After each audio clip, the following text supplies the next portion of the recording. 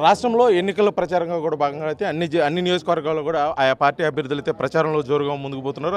అందులో సంబంధించి కూడా ఉమ్మడి ప్రకాశం జిల్లాలో ఒంగోలు నియోజకవర్గంలో మాజీ మంత్రివర్యులు బాలినేని శ్రీనివాసరెడ్డి వైఎస్ఆర్సీపీ అభ్యర్థిగా కూడా బరిలో దిగుతున్నారు.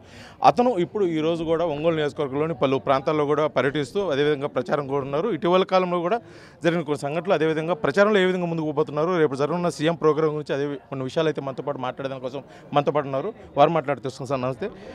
మొదటగా మీకు సీట్ కన్ఫర్మ్ అయిన తర్వాత ప్రచారంలో అయితే కూడా ఒంగోలు నియోజకవర్గం మీరు మీ కుటుంబ సభ్యులు పూర్తి స్థాయిలో అయితే ప్రచారంలో వెళ్ళిపోతున్నారు. అసలు ప్రజల నుంచి ఏ విధంగా స్పందన వస్తుంది?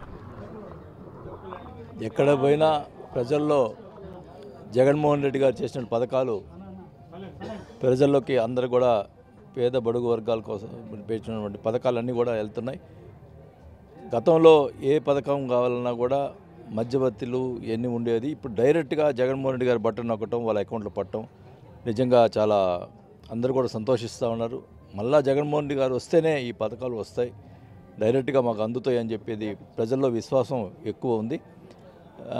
మళ్ళీ చంద్రబాబు ఏమన్నా ప్రభుత్వం వస్తే ఎన్ని ఇబ్బందులు పడతామని చెప్పి నిన్న 2 రోజుల క్రితమే ఈ పెన్షన్ విషయంలో ప్రజలకి అర్థమైపోయింది.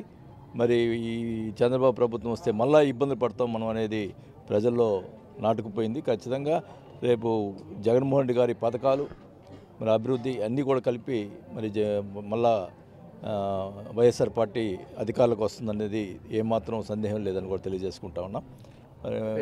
అయితే ఇటీవల కాలంలో ప్రచారంలో భాగంగా కూడా వినూత్నంగా ఇవాళకి వాళ్ళ మూవ్ డ్యాన్స్, అదేవిధంగా మీ పాటలు, అదేవిధంగా జగన్మోహన్ రెడ్డి గారు చేసిన పథకాలు తెలియజేస్తూ పాటలు పాడుతూ డ్యాన్స్లు వేస్తూ ప్రజలకైతే అవగాహన కల్పిస్తున్నారు. అసలు ఈ ఐడియా మొత్తానికి రాష్ట్ర వ్యాప్తంగా ఇక్కడే రావడం జరిగిందా, లేకపోతే అధిష్టానం నుంచి ఏమైనా ఆదేశాలు రావడం? ఇది టోటల్గా అధిష్టానం నుంచి ఆదేశం జరిగింది. టోటల్గా స్టేట్ అంతా కూడా ఈ డ్యాన్స్ ప్రోగ్రామ్స్ అన్నీ జరుగుతూ ఉన్నాయి. అంటే అవేర్నెస్ తీసుకురావడం, పబ్లిక్కి అవేర్నెస్ తీసుకొచ్చే కార్యక్రమం ఇది. అంటే జగన్మోహన్ గారు చేసిన పథకాలు ఇవన్నీ కూడా ప్రజలకు పోవటం, అలాగే జగన్మోహన్ రెడ్డి గారి కార్యక్రమాలు ఇవన్నీ కూడా తెలియపరిచేదానికోసం ఈ అవేర్నెస్ ప్రోగ్రామ్, డ్యాన్స్ ప్రోగ్రామ్స్ జరుగుతూ ఉన్నాయి.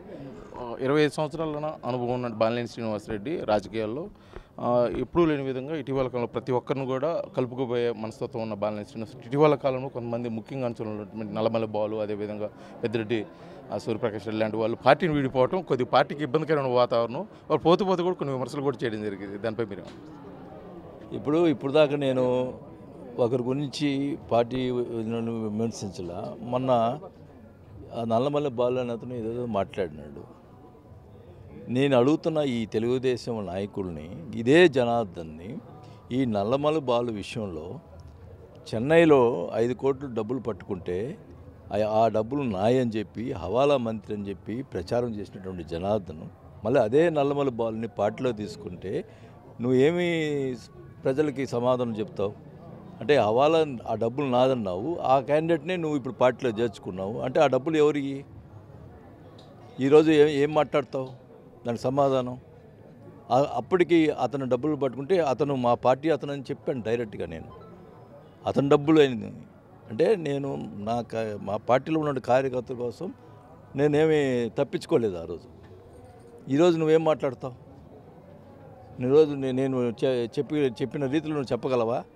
అది నల్లమల బాలూరి అతను విఘ్నతగా వదిలేస్తున్నా. అతను ఏదో మాట్లాడాడు, ఎంతసేపు చెప్పు నేను మాట్లాడటం? ఒక చిన్న పిల్లోడు అదుపులో అదుపు పెట్టుకొని మాట్లాడమని చెప్తా ఉన్నా.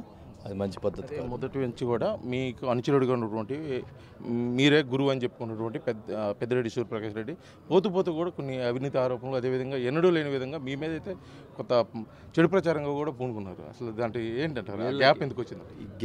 గీపులు లేదు. వీళ్ళకి కబ్జాలు చేయాలి, వీళ్ళు దానికి నేను సహకరించాలా? అది నేను చేయను. అతని మీద నీలం నాగేంద్ర అతను వాళ్ళిద్దరికి డిస్ప్యూట్ ఉంది పార్లమెంట్లో ల్యాండ్ ఇష్యూలో. దానికి నేను సపోర్ట్ చేయలేదు. నువ్వు రెడ్డి కదా, మా బంధువు కదా, నువ్వు సపోర్ట్ చేయలేదని అంటాడు. దానికి నేను చేయలేదు.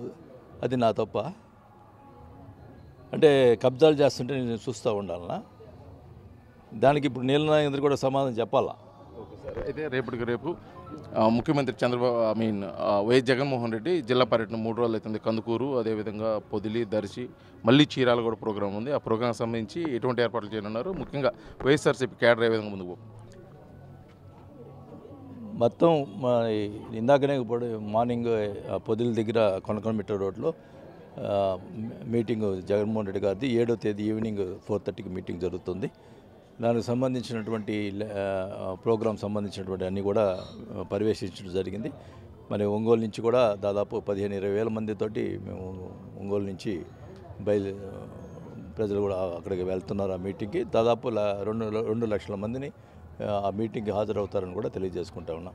ఈ ముఖ్యమంత్రి ఎన్నికల ప్రచారంలో భాగంగా జిల్లాకు వస్తున్నాడు. జిల్లాలో ప్రత్యేకించి ఏమైనా సమస్యల మీద కానీ ఏదైనా వరాలు కురిపించే అవకాశం ఏమైనా ఉందా ముఖ్యమంత్రి వైఎస్ జగన్మోహన్ రెడ్డి? అది ముఖ్యమంత్రి గారు చూసుకుంటారు. అది ఒంగోలు కాన్స్టిట్యున్సీ కాదు, వచ్చేది మార్కాపురం కాన్స్టిట్యున్సీ కాబట్టి ఆయన ఏమి చేయాలనుకున్నాడో చెప్తాడు. ఇది మొత్తానికైతే కూడా ప్రచారంలో భాగంగా కూడా ముందుకెళ్తున్నటువంటి బాలినేని శ్రీనివాసరెడ్డి గారు కూడా నాపై వస్తున్న ఆరోపణలు కూడా పూర్తిగా అవాస్తవం, అందులో నిజం లేదు, నాకు ఆధారాలతో ఎవరైనా ముందుకు వస్తే మటుకి నేను దేనికైనా కూడా సిద్ధము. అదేవిధంగా రాబోయేది కూడా వైఎస్ఆర్సీపీ పార్టీ ఖచ్చితంగా కూడా ప్రజలైతే విస్తృత స్థాయిలో ఆదరిస్తున్నారని చెప్పేసి కూడా మాజీ మంత్రి బాలినేని శ్రీనివాసరెడ్డి అయితే తెలియజేస్తున్న పరిస్థితి ఉంది. వీడియో జర్నలిస్ట్ లక్ష్మణ్తో శ్రీనివాస్, RTV, ఒంగోలు, ప్రకాశం జిల్లా.